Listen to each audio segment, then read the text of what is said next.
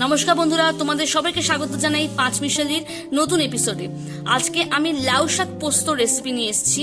আশা করছি তোমাদের ভিডিওটা খুব ভালো লাগবে। আর আমাদের কিন্তু সবারই শাক খাওয়া খুবই দরকার।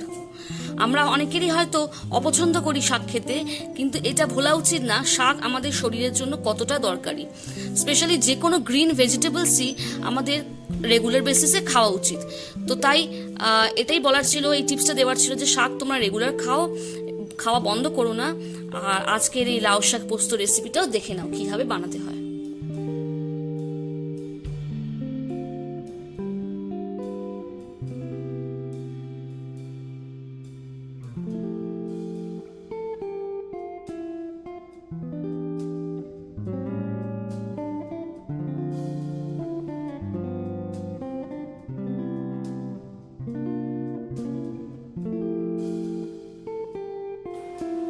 লাউ শাক পোস্ত রান্না করার জন্য যে জিনিসগুলো লাগবে সেটা আমি তোমাদের একবার বলে দিই। প্রথমত লাগবে লাউ শাক। এখানে ছোট ছোট করে লাউ শাক কেটে রেখে দিয়েছি, তোমরা দেখতেই পাচ্ছ। প্রথমে এগুলোকে ভালো করে কেটে নিতে হবে। তারপর যেগুলো লাগবে সেটা হচ্ছে আলু। এখানে আলুও পিস পিস করে কাটা আছে, তো তোমাদেরকে এইভাবে আলুগুলোকে কেটে নিতে হবে প্রথমে। তারপর যা লাগবে সেটা হচ্ছে পোস্ত বাটা। পোস্তটা বাটার সময় অবশ্যই একটা কাঁচা লঙ্কা দিয়ে পোস্তটা বাটবে।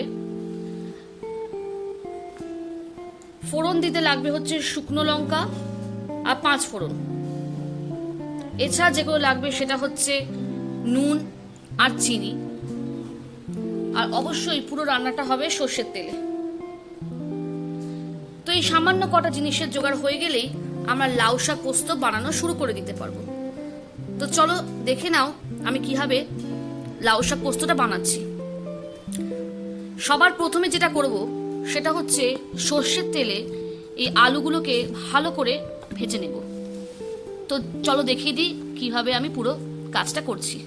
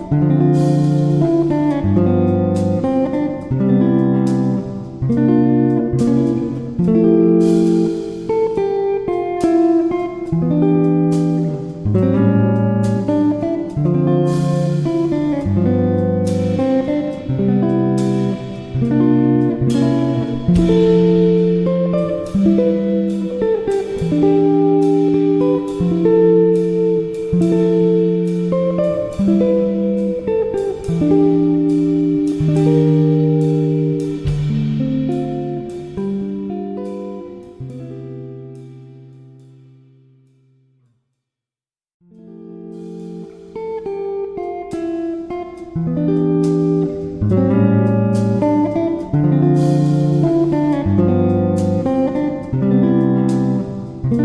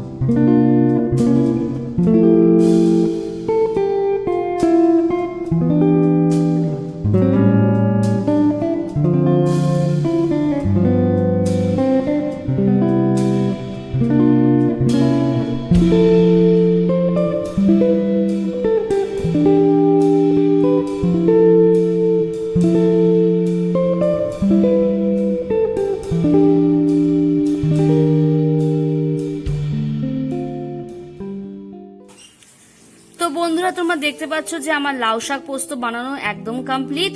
রান্নাটা ভালো লাগলে অবশ্যই আমাকে জানিও, আমার খুব ভালো লাগবে।